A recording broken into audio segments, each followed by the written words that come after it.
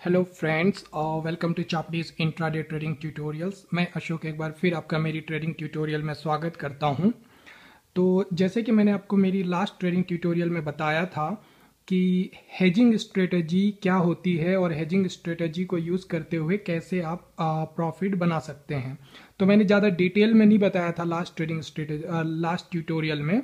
तो आज उस ट्यूटोरियल का सेकंड पार्ट है। तो आज मैं आपको उस हेजिंग स्ट्रेटजी को डिटेल में बताऊंगा।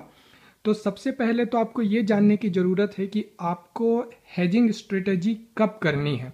आप हेजिंग स्ट्रेटजी हर समय नहीं कर सकते। मतलब जैसे आप जब नॉर्मल ट्रेड करते हैं तो आप स्ट्रेटजीज को फॉलो कीजिए, मार्केट ट्रेंड फॉलो कीजिए, कहाँ पे सपोर्ट रेजिस्टेंस है उस सारे लेवल्स को फॉलो कीजिए, फंडामेंटल्स टेक्निकल्स, उसके आधार पे आप ट्रेड कीजिए। ठीक है। पर हेजिंग स्ट्रेटजी जब आप करेंगे तो इसके लिए आपके पास कुछ मतलब स्पेशल टाइम्स हैं जब आप इस स्ट्रेटजी को यूज कर सकते हैं। जैसे कि अब मैं आपको इसको बताता हूं। ठीक है। सपोज कीजिए कि अभी कोई न्यूज आने वाला है, ठीक है, या फिर कोई इवेंट होने वाला है, या सपोज कीजिए कि प्राइम मिनिस्टर या फिर रिजर्व बैंक ऑफ इंडिया के गवर्नर या फिर कुछ इंटरनेशनल न्यूज आने वाला है ना। जैसे कि ब्रेक्सिट हुआ था अभी बीच में यूके में, या फिर सपोज कीजिए कि बराक ओबामा कुछ बोलने वाले हैं। तो इस टाइप से कुछ भी न्यूज इवेंट या फिर कोई भी ऐसा फाइनेंशियल इवेंट होने वाला हो, उस समय आप जो है इस स्ट्रेटजी को यूज कर सकते हैं और उस वक्त जो है इस स्ट्रेटजी से आप बहुत ही अच्छा प्रॉफिट बना सकते हैं। मगर एक बात हमें हमेशा अपने ध्यान में रखिएगा, ये बहुत ही रिस्की स्ट्रेटजी है। तो जब भी आप इसको ट्रेड करें तो पूरे ध्यान के साथ ट्रेड करें और लेवल्स को बहुत ही अच्छे से अपने ध्यान में रखें। ठीक है। तो चलिए मैं बताता हूं। तो अब आपको ये जानना है कि इस स्ट्रेटजी को आपको इवेंट या न्यूज के वक्त ही क्यों ट्रेड करना है।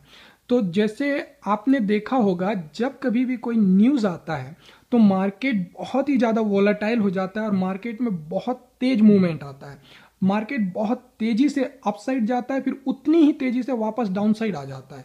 या फिर क्या होता है, मार्केट बहुत तेजी से डाउन साइड चला जाता है, फिर उतनी ही तेजी से मार्केट वापस अप साइड चला जाता है। और कई बार आपने ये भी देखा होगा कि न्यूज पॉजिटिव आता है मगर मार्केट पहले नीचे चला जाता है बहुत ज्यादा, और कुछ देर के बाद फिर उस न्यूज के अकॉर्डिंग मार्केट बिहेव करता है और वापस ऊपर आ जाता है। और कभी कभी आपने ये भी देखा होगा कि न्यूज जो है नेगेटिव आता है मगर फिर भी जो है मार्केट एकदम तेजी से ऊपर चला जाता है और कुछ देर के बाद फिर उस न्यूज के अकॉर्डिंग बिहेव करता है और मार्केट वापस नीचे आ जाता है। तो ऐसा आपने देखा होगा, जब कभी भी न्यूज आता है या फिर इवेंट होता है उस वक्त ऐसा होता है।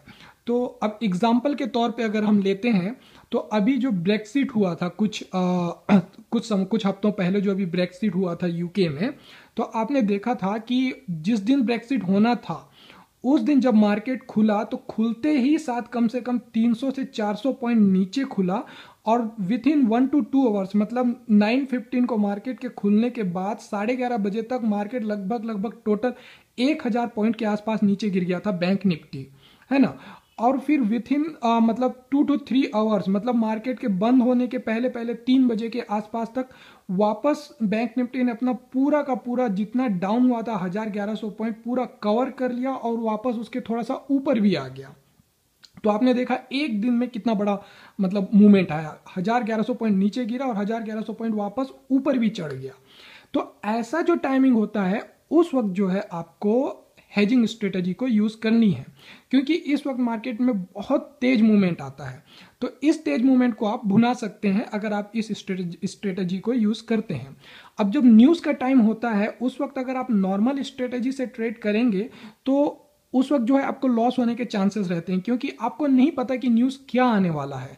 और मान लो न्यूज पॉजिटिव आता भी है तो उस सिचुएशन में भी मार्केट क्या रिएक्ट करेगा ये आपको नहीं पता। पॉजिटिव न्यूज आने पे मार्केट ऊपर ही जाएगा जरूरी नहीं है, कई बार ऐसा होता है कि पॉजिटिव न्यूज आने पे भी मार्केट नीचे चला जाता है और नेगेटिव न्यूज आने पे भी मार्केट ऊपर चला जाता है।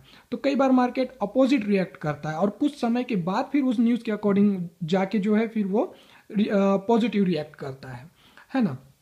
तो इसलिए जब भी आप हेजिंग स्ट्रेटजी यूज करेंगे तो उस वक्त कोई ना कोई न्यूज़ आने वाला हो, या कोई इवेंट होने वाला हो, या फिर कोई इम्पोर्टेंट जो है अनाउंसमेंट होने वाला हो जिसका कि मार्केट के ऊपर बहुत ही मतलब गहरा इम्पैक्ट पड़ने वाला हो, तो ऐसे सिचुएशन में जो है आप इस स्ट्रेटजी को यूज़ कर सकते हैं। तो ये तो हुई पहली बात, ठीक है। अब दूसरी बात, जब आप इस स्ट्रेटजी को यूज करेंगे तो आपको लेवल्स को भी ध्यान में रखना पड़ेगा कि किस किस लेवल से मार्केट डाउन हुआ है और किस किस लेवल से मार्केट अप हुआ है। मतलब आपको सपोर्ट लेवल्स को ध्यान में रखना पड़ेगा और आपको रेजिस्टेंस लेवल्स को ध्यान में रखना पड़ेगा। तो आप क्या कर सकते हैं, जैसे आपको पता, सपोज कीजिए कि अभी बैंक निफ्टी 19,100 के प्राइस पे है और अचानक से कोई बड़ा न्यूज आने वाला है। तो उस सिचुएशन में आपको जैसे पता है कि अभी 19,200 पे एक स्ट्रॉन्ग रेजिस्टेंस लेवल है, और साथ ही साथ 19,800 पे जो है 19,200 पे एक स्ट्रॉन्ग रेजिस्टेंस लेवल है और 18,900 पे एक स्ट्रॉन्ग सपोर्ट लेवल है। मान लीजिए कि आपको ऐसा पता है चार्ट के अकॉर्डिंग, ठीक है। तो अब आप क्या कर सकते हैं कि 19,100 पे मान लीजिए कि कोई न्यूज़ आने वाला है कुछ समय के बाद, आप वहीं पे एक नॉर्मल पोजीशन बाय कर लीजिए, MIS पोजीशन सेल कर दीजिए। और जो नॉर्मल पोजीशन होगा, नॉर्मल पोजीशन का जो आपका टारगेट होगा जो आप बाय किया हुआ है, उसको आप 19,200 पे सेट करके रखिए, क्योंकि वो एक रेजिस्टेंस लेवल है, ठीक है। और उससे जो है ऊपर 50-60 पॉइंट्स पे आप जो है स्टॉप लॉस दे दीजिएगा। ठीक इसी तरह से अगर मार्केट नीचे आने वाला हो तो उस कंडीशन के लिए आप जैसे 18,900 पे जो है MIS का जो सेल पोजीशन है उसके लिए जो है आप एक टारगेट दे दीजिए, और वहां से 50-60 पॉइंट्स दूर जो है उसके लिए स्टॉप लॉस दे दीजिए। अब मान लीजिए कि कोई ऐसा न्यूज़ आया और मार्केट में बहुत तेज मूवमेंट आया, तो मूवमेंट जब आता है तो नॉर्मली जो छोटे मोटे जो सपोर्ट और रेजिस्टेंस रहते हैं वो नॉर्मली टूट जाते हैं। पर कोई ऐसा सपोर्ट और रेजिस्टेंस है जो मेजर सपोर्ट रेजिस्टेंस है, तो वो नॉर्मली थोड़ा टूट भी जाए तो वापस थोड़ी देर के लिए मार्केट वहां पे रिएक्ट करता है ना। लेकिन मैंने आपको बताया कि ये रिस्क की स्ट्रेटेजी है, तो आपको हमेशा लेवल्स को बहुत ही ध्यान से मतलब अपने ध्यान में रखना पड़ेगा, ठीक है। तो और इसमें जो है आपको पूरा का पूरा मतलब जो है ना प्रॉफिट लेने का ना सोचे कि आपको जितना मतलब मार्केट ऊपर गया उतना पूरा नीचे आ जाए।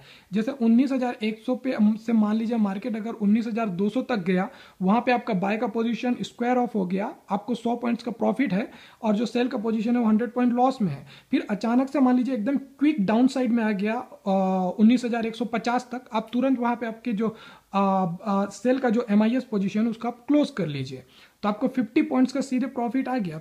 50 पॉइंट्स मतलब 2,000 रुपए का आपको वन लॉट पे प्रॉफिट आ गया। तो इस टाइप से जो है आप हेजिंग स्ट्रेटजी को यूज कर सकते हैं। पर जो मैंने आपको पॉइंट्स, जैसे कि आप इस चार्ट में देखिए, आप ये जो ऐसे जो मूवमेंट होते हैं, देखिए कितना तेज मूवमेंट आया हुआ है यहाँ पे। आप देखिए इस चार्ट में कितना तेज मूवमेंट है। ये देखिए इस वक्त प्राइस था बैंक निफ्टी का, देखिए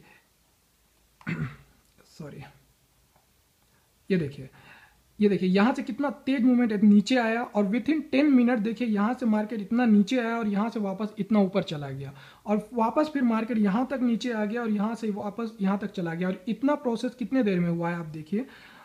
ये टाइमिंग था आपका 10:53 का, और ये टाइमिंग था आपका सॉरी 10:52 13, तो विद इन लगभग 1 घंटे के अंदर अंदर लगभग ये वाला ये मूवमेंट आया है, ठीक है। तो आपको जो है अब ये ध्यान, इसी चीज को ध्यान में रखना है, और इसी के आधार पे जो है आपको ट्रेड करना है, ठीक है। तो इसका मैं अभी एक थर्ड पार्ट और बनाने वाला हूं, उसमें मैं थोड़ा सा और डिटेल में बताऊंगा, और उसमें साथ ही साथ मैं आपको पोजिशनल ट्रेड्स के बारे में भी बताऊंगा कि जब आपको पोजिशनल ट्रेड कैसे करना है हेजिंग को लेके। और जैसे आपने सुना होगा कि इस महीने के कॉन्ट्रैक्ट को बाय कर लिए और नेक्स्ट मंथ के कॉन्ट्रैक्ट को सेल कर दिए, ये सब कैसे कैसे होता है, इसके बारे में भी मैं आपको नेक्स्ट ट्रेडिंग ट्यूटोरियल में और अच्छे से बताऊंगा, ठीक है। तो ओके फ्रेंड्स, तो ये था हेजिंग स्ट्रेटेजी। तो ये वीडियो आपको कैसी लगी आप नीचे कमेंट बॉक्स में ज़रूर लिखें, और ये वीडियो आपको अच्छी लगी तो इसे लाइक करें एंड प्लीज़ शेयर करें, and thanks for watching my video and have a safe and profitable trading for you. Thank you. Bye bye.